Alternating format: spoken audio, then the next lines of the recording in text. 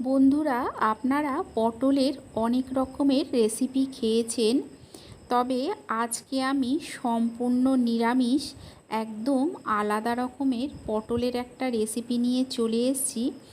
একঘেয়ে পটলের থেকে অনেকটাই আলাদা, খেতে এতটাই সুন্দর হয়, গরম ভাত রুটি দুটোর সঙ্গেই খেতে কিন্তু ভীষণ ভালো লাগে। নিরামিষ দিনে একবার এইভাবে বানিয়ে খেলে বারবার এইভাবেই বানিয়ে খেতে চাইবেন। এর জন্য আমি কিছু পটল নিয়েছি, পটলগুলোকে ছুলে নিচ্ছি, তবে গায়ের সবুজ অংশটা কিছুটা করে রেখে ছুলছি। পুরোটা ছুলে নিলে পটলগুলো একদম নরম হয়ে যায়। বড় পটলগুলোকে 3 টুকরো করে নিচ্ছি, আর যেগুলো ছোট সেগুলোকে 2 টুকরো করে কেটে নিচ্ছি। সমস্ত পটলগুলোকেই দেখুন আমি একই রকমভাবে কেটে নিচ্ছি। সমস্ত পটলগুলোকে কেটে রেডি করে নিয়ে অন্যদিকে আমি নিয়ে নিয়েছি দেখুন আলু। এখানে আমি সেদ্ধ আলু নিয়েছি। সেদ্ধ আলু দিয়ে এই রেসিপিটা করলে এর স্বাদটা অন্যরকম হয়, তবে আপনারা যদি মনে করেন সেদ্ধ আলুর পরিবর্তে কাঁচা আলু দিয়েও করবেন তাও করতে পারেন। সেদ্ধ আলুগুলোকে দেখুন ঠিক এই রকমভাবে টুকরো করে কেটে নিচ্ছি, ঠিক যেই রকম আলুর তরকারির জন্য কাটা হয় সেই রকমভাবে আলুগুলোকে কেটে নিতে হবে। সমস্ত আলুগুলোকে একই রকমভাবে আমি কেটে নেব। সমস্ত আলুগুলোকে কেটে নিয়ে আমি দেখুন এইখানে থালায় রেখেছি। এখন অন্যদিকে আমি একটা কড়াই বসিয়ে দিয়েছি, এতে দিয়ে দিচ্ছি কিছুটা সাদা তেল। আপনারা চাইলে এই সাদা তেলের পরিবর্তে সর্ষের তেলও দিতে পারেন। পটলগুলোতে আমি কিছুক্ষণ লবণ মাখিয়ে রেখে দিয়েছিলাম, দেখুন অনেকটা জল বের হয়েছে। পটলের মধ্যে লবণ মাখিয়ে রাখলে কি হয়, পটলগুলো নরম হয়ে যায়, ভাজার সময় সুবিধে হয়। সমস্ত পটলগুলোকে তেলের মধ্যে দিয়ে দিলাম, তবে হলুদটা আমি দেব না, আর লবণটা যেহেতু মাখিয়ে রেখেছিলাম তাই আলাদা করে আর লবণ দেওয়ার প্রয়োজন নেই।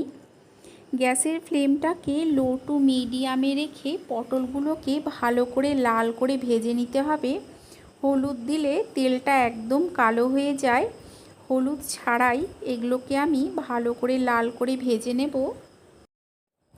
তবে পটলগুলো ভাজার সময় লক্ষ্য রাখবেন গ্যাসের ফ্লেমটা যেন হাইতে না হয়।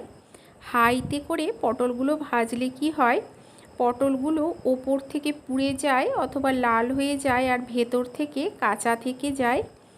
যতটা সম্ভব লো টু মিডিয়ামে রেখে উল্টে পাল্টে পটলগুলোকে ভেজে নেওয়ার চেষ্টা করবেন। আজকের এই রেসিপিটা নিরামিষ দিনে খেতে কিন্তু ভীষণ ভালো লাগে। দেখুন সমস্ত পটলগুলোকেই উল্টে পাল্টে ভালো করে আমি লাল করে ভেজে নিয়েছি। এগুলো ভাজা হয়ে গেছে, এখন এই পটলগুলোকে আমি তুলে নেব। সমস্ত পটলগুলো তুলে নিয়ে ওই তেলের মধ্যেই ফোড়নে দিলাম 2টো এলাচ, দারচিনি আর লবঙ্গ। এর মধ্যে দিয়ে দিলাম দেখুন 1.5 চামচের মতো কাঁচা মুগ ডাল। মুগ ডালটাকে একদম লো ফ্লেমে করে ভেজে নিতে হবে। মুগ ডালটাও কিন্তু একেবারে হাইতে করে ভাজবেন না, এতে কি হবে ডালটা পুড়ে কালো হয়ে যাবে। ডালটাকে একটু লাল করে ভাজতে হবে।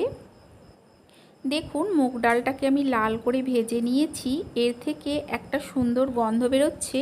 এই সময় দিয়ে দেব সেদ্ধ করে রাখা আলুগুলো, দিয়ে দিচ্ছি লবণ আর দিয়ে দেব হলুদ। লবণ আর হলুদ দিয়ে আলুগুলোকে ভেজে নিতে হবে। গ্যাসের ফ্লেমটাকে লোতে করে দিয়ে এগুলো ভাজতে দেব। যতক্ষণ এটা ভাজা হচ্ছে ততক্ষণ অন্যদিকে আমি একটা মশলা বানিয়ে নেব। তার জন্য মিক্সির জারের মধ্যে নিয়ে নিচ্ছি 1 ইঞ্চির মতো আদা, দিয়ে দিলাম 3টে কাঁচা লঙ্কা, হাফ চামচের থেকে একটু বেশি জিরে গুঁড়ো, দিয়ে দিচ্ছি হাফ চামচ হলুদ গুঁড়ো আর 1 চামচ লঙ্কার গুঁড়ো। এর সঙ্গে দিয়ে দেব 1.5 চামচের মতো টক দই, দিয়ে অল্প একটু জল দেব। জল দিয়ে এর একটা পেস্ট তৈরি করে নেব। পেস্টটা তৈরি করে নিয়ে অন্যদিকে দেখুন আলুগুলো ভাজা হয়ে গেছে। এই সময় এর মধ্যে দিয়ে দিতে হবে যে পটলগুলোকে ভেজে রেখেছিলাম সেগুলো। আলুটা আর পটলটাকে মিশিয়ে আর অল্প কিছুক্ষণ ভেজে নেব। আলু আর পটল মিশিয়ে আরও 1 মিনিটের মতো ভেজে নিয়েছি। এখন এর মধ্যে দিয়ে দেব তৈরি করে রাখা মশলাটা। মিক্সির বাটিটা ধুয়ে কিছুটা জল দিয়ে দেব, দিয়ে খুব ভালো করে দেখুন মিশিয়ে নিচ্ছি। পটলের সঙ্গে মশলাটাকে ভালো করে কষিয়ে নিতে হবে, যাতে মশলার কাঁচা গন্ধটা না থাকে আর তেলটা সম্পূর্ণ আলাদা হয়ে চলে আসে। আপনারা যদি রেসিপিটা এতদূর দেখে থাকেন তাহলে অবশ্যই একটা লাইক করে দেবেন। কেমন লাগলো কমেন্ট করে জানাবেন। নিজেদের চেনা পরিচিত মানুষের মধ্যে শেয়ার করে দিয়ে তাদেরকেও দেখার সুযোগ করে দেবেন। আর চ্যানেলটাকে অবশ্যই সাবস্ক্রাইব করে দিয়ে পাশে থাকা বেল আইকনটা প্রেস করে দেবেন। এতে কি হবে, আমি যখন কোনো নতুন ভিডিও আপলোড করব নোটিফিকেশন সবার আগে আপনার কাছে পৌঁছে যাবে। দেখুন খুব ভালো করে আমি মশলাটাকে কষিয়ে নিয়েছি। এখন এতে দিয়ে দিচ্ছি জল। যেহেতু আলুটা সেদ্ধ আছে আর পটলটাও ভাজা আছে, শুধুমাত্র মুগ ডালটা সেদ্ধ হওয়ার জন্য যতটুকু জল লাগবে ততটুকুই জল দিলাম। দিয়ে দেব স্বাদ অনুযায়ী লবণ, আর মিষ্টির জন্য দিয়ে দিচ্ছি একটা বাতাসা। আপনারা চাইলে চিনিও দিতে পারেন। ঢাকা দিয়ে গ্যাসের ফ্লেম লো করে এটাকে সেদ্ধ হতে দেব। কিছুক্ষণ পর দেখুন ঢাকাটা তুলে নিচ্ছি। খুব সুন্দরভাবেই মুগ ডালটা সেদ্ধ হয়ে গেছে, সেদ্ধও হয়ে গেছে অথচ গোটা গোটাও আছে। আমি আপনাদের দেখিয়ে দিচ্ছি, দেখুন তৈরি হয়ে গেছে এই রেসিপি। আপনারা এইভাবে অবশ্যই একবার বানিয়ে খেয়ে দেখবেন, আশা করছি আপনাদেরও ভালো লাগবে। তাহলে চলুন আপনাদের সঙ্গে দেখা হচ্ছে আরও একটা নতুন ভিডিও নিয়ে।